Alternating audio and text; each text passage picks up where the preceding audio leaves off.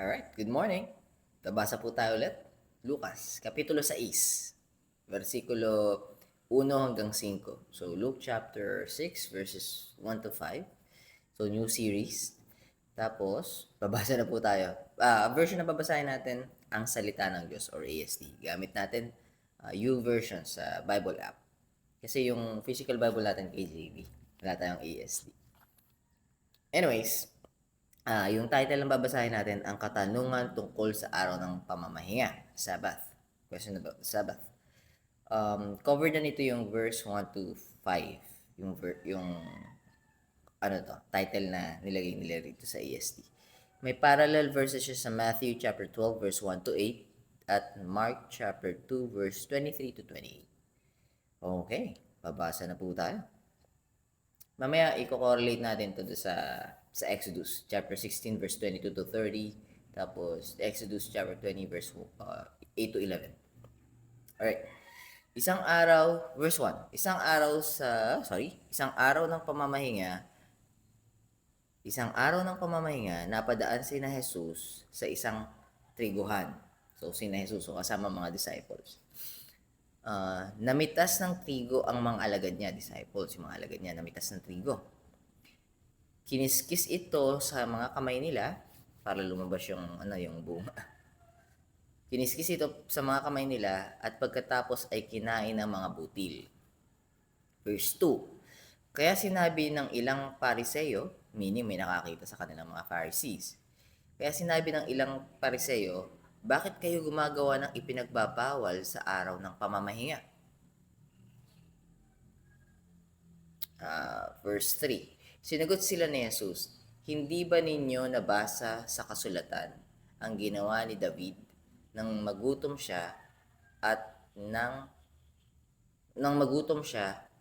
mga kasamahan niya? Yung context po nun yun yung pinagtataguan ni David, hindi pa siya king noon kasi ang king noon is si Saul. Si Saul ang kauna-unang hari sa Biblia. Una muna nun mga judges, wala pang hari. Tapos yun, nag-request yung mga tao na magkaroon ng hari.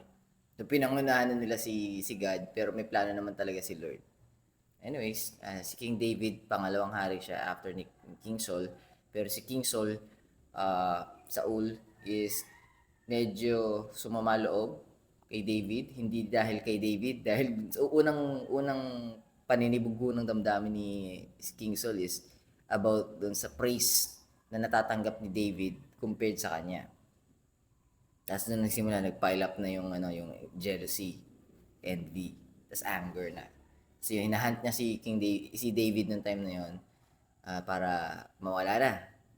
Kumbaga para i-dismiss or i-take away or i-unalive. So habang tumatakas si David, tapos yung mga tagasunod ni David, yun, nagutom sila. Lumapit sila kay Abishak ba? Yung pari yung high priest ng time na yun, time nila. Tapos, yun, araw ng Sabbath, pamamahinga, pinagkalooban sila ng high priest ng pagkain. So, yun yung tinutukoy dito ni Jesus, for context lang, na hindi nyo ba nabasa yung kasulatan? Hindi ba ninyo nabasa sa kasulatan ang ginawa ni David? Si King David po yung tinutukoy, nang magutom siya at ang mga kasamahan niya. Verse 4, pumasok siya sa bahay ng Diyos at kumuha ng tinapay na inhandog sa Diyos at kinain ito. Binigyan pa niya ang mga kasamahan niya kahit na ang mga pari lamang ang nararapat na kumain yon. Kasi holy yun eh. So yun. Lumapit siya sa congregation na yun. Tapos yung high priest na time na yun,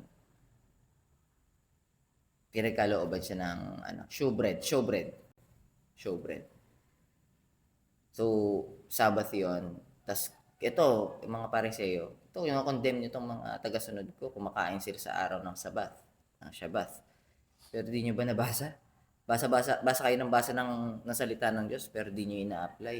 Si King David nga nung nagutom. Nung tumatakas, tago ng tago, tinitry iligtas yung sarili, kasi nga, may nagbabadyang panganib, kahit wala naman siyang ginagawa, tinulungan niya nga si King Saul kumbaga, dinemolish, hindi dinemolish. May word akong hinahanap sa English. Eradicate, eradicate. Hindi. Ano, inana-alive niya si Goliath na mock ng mock kay Yahweh. Kasi King Saul, medyo confused siya, medyo may pinagdadaanan siya noon, hindi niya maharap si Goliath. Tapos si David yung tumulong sa kanya para i-dispose si Goliath. So sa kabila ginawa ni David para sa kaharian ni King Saul, ganun pa rin yung nangyari. Hinahunt pa rin niya si David. So tago si David hanggang sa umabot na time ng gutom. Wala siyang ibang malapitan. Hindi ko maalala kung Abishak yung pangalan ng pari na yung pangalan ng high priest ng time na yun. Pero yung may pari na yun, yun yung nagbigay ng showbread kay David na kinain nila kasama ng mga alagad niya. Tapos, nakita lang nila yung mga alagad ni Jesus Christ na kumakain kinokondemn na nila. Teka muna, bakit ginagawa yan? Yung palo na, bawal yan. Adding on the law, they are adding traditions to the law na hindi naman part talaga ng law. Alright. Tapos, yun yung verse 4 po no? Basahin ko po yung second part ng verse 4. Binigyan pa niya ang mga kasamahan niya kahit na ang mga pari lamang ang nararapat na kumain yon. So, yun yung continuation ng verse 4. So, verse 5. Actually, nabasa yata natin. Inulit ko lang. Verse 5. At sinabi pa ni Jesus sa kanila, ang anak ng tao ang Panginoon ng araw ng pamamahinga. So, the Son of Man is the Lord of Sabbath. Ay, hindi pa nga nabanggit dito Nitignan ko lang yung title ng susunod natin babasahin. So, hindi dito, kasi iba na yung title ng susunod natin babasahin Ang lalaking paralisado, ang isang kamay. So, dito sa verses 1 to 5, hindi pa nabanggit dito yung nabanggit ni Jesus na ginawa ang Sabbath. Ang tao ay hindi ginawa para sa Sabbath, ginawa ang Sabbath para sa tao. So, ano ba yung Sabbath? Well, first off, yun nga, unang napakita yung Sabbath sa Exodus chapter 16 verse 22 to 30. Yung nagpalagay sa wilderness nagugutom sila Kinukasyon na nga si Lord Si Lord through Moses Paano pa kami tinanggal sa Egypt kung mamamatay din pala kami sa gutom dito? Dapat doon na lang kami namatay sa Egypt na inaalipin. Tapos yun, wala daw sila makain gutom Ginawa ng Panginoon, padala mana sa pagkain. Tapos sinabi niya doon na first 5 days, pina-paraphrase ko na po first 5 days, may pagkain kada araw, kukuha kayo ng sapat, hindi labis. Kasi yung lalabis, kunyari first day, let's say, for illustration purposes, let's say Monday Ngayong Monday, let's say ito yung unang araw. Tapos, kumuha ka ng pagkain na pinagkaloob ng Panginoon ng sobra-sobra na makakain mo ngayong Monday. Nagtira ka ng pang Tuesday. Pag gising mo kinaumagahan ng Tuesday, sira na yon, may maggots na yun. Hindi mo rin makakain. So, hindi mo rin mapapakinabangan. Gagawin mo, kukuha ka ulit ng panibagong biyaya ng Panginoon. So, Tuesday. So, first 5 days, kukuha ka lang ng sapat sa kaya mong kainin. Pagka sumobra, di mo rin makakain kinaumagahan. Masasayang lang. Mabubulok, aamagin or may maggots. May uuudin. Pero sa 6th day, kukuha ka naman ng doble. Ibig sabihin, kung ano yung makakain mo ngayong araw na to, pati pang kinaumagahan sa 7th day. Kasi sa 7th day, hindi maglalagay kinaumagahan ng Panginoon na pagkain. Kasi yung pagkain sa 6th day, yung sobra doon, i-cover niya yung 7th day. So, ibig sabihin, walang mag-harvest. Walang mangunguha ng pagkain. Magpapahinga yung mga tao. Doon na-introduce yung Sabbath. Yung 7th day, pahinga. So, kagaya na sabi ko kanina, in-example lang natin for illustration yung Monday, first day. Kung dito sa panahon natin, nag-start ang work mo ng Tuesday, Yun yung start ng first day mo, Tuesday. So, from Tuesday to Sunday, working ka. Pagdating ng Monday, resting ka. So, yung resting day mo, yun yung Sabbath, yung Shabbath. Katulad ng ginawa ng Panginoon, nilikha niya yung lahat, yung creation, within 6 days. Tapos 7th day, nagpahinga siya. Kaya lang, hindi naman nakasulat doon kung 24 hours ba. So, for me, ito for me lang po hindi ko na pinoproblema kung kinrate ni Lord literally within 6 days. Kasi, anong malay natin sa oras ng Panginoon? Outside time, space, and matter siya na nilikha or inaral ng tao. So, hindi natin pwedeng ikulong ang Diyos sa oras na kinalkula ng mga mathematician. O kung hindi pa nga umabot sa mga mathematician, baka nung back then tinitignan nila sa araw, ito yung araw ngayon nandito, ito ngayon araw nandito na, okay wala ng araw, ito yung buwan nandito na, dito na. Sarili nating understanding yun. Hindi natin pwedeng ikulong ang Panginoong Diyos, ang creator ng lahat, sa sarili nating understanding. Kung sinabi doon na 6 days, malay ba natin kung ano yun, 24 hours times 6 yun. Baka ang isang araw sa Panginoon 1,000 years. Alam mo yun? So, wala makakapagsabi nun. Noong una, nalimutan ko yung passage eh. Nasa gospel yun eh. Nalimutan ko lang kung saan ko nabasa ko sa Matthew ba eh.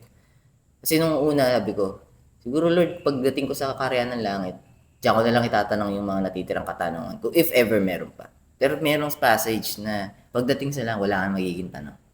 Wala na magiging tanong. Nalimutan ko lang, research ko na lang. Pero anyways, tapos na-introduce yung Sabbath or Sabbath sa Exodus chapter 16 verse 20 to 30, 22 to 30. Tapos nasama naman siya sa Ten Commandments sa Exodus chapter 20 verse 8 to 11. So yun yung Sabbath. Actually rest yun. Yung rest, actually ano yun foreshadowing yun eh. Pagka nabasa mo talaga yung Bible front to back, magsisync in talaga, magko-correlate, magko-connect bawat verses will explain verses, scripture will explain scripture, scripture will make scriptures clearer. Si Jesus Christ yung Shabbat. Si Jesus Christ.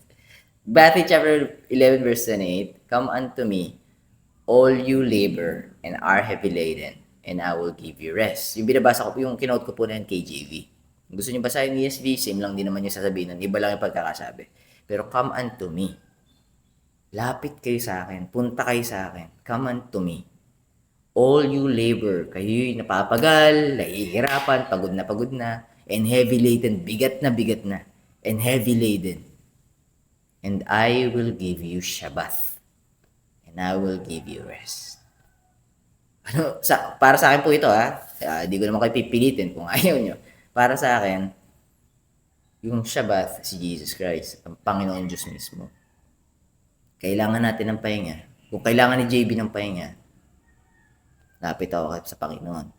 Kaya lang, ito na-realize ko, araw-araw ko palang kailangan ng pahinga.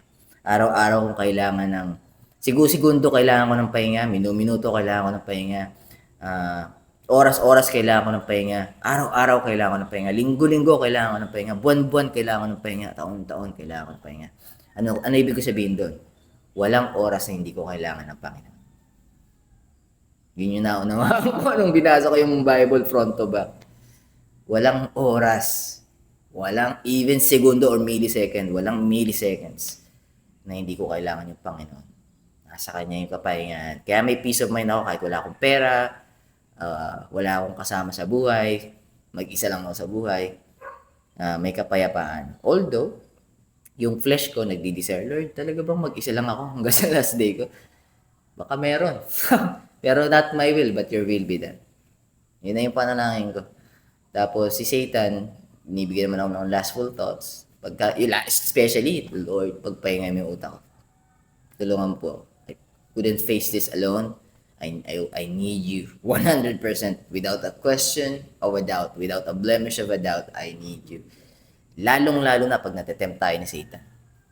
So, pagka natetempt naman ni Satan, add ko na lang to, James chapter 4 verse 7 yung go-to verse ko. Submit your souls, doon pa rin. Submit yourselves to Shabbat para makapagpahinga ka. Submit yourselves therefore to God, resist the devil, and he will flee from you. Mas madaling mag-resist sa devil at mas madaling mas madali kang iwanan ng devil if you're going to submit yourselves to the Word of God. Because the Word of God is God. Haba to. Pagka dinagdag ko pa yung John 1:1 tsaka John 1:14. Anyways, nasabi ko naman yun. Siguro sa ibang araw na lang. Ito yung Bible reading natin for today. And yeah, I'll see you tomorrow. So God bless you. Keep safe. Bye for now.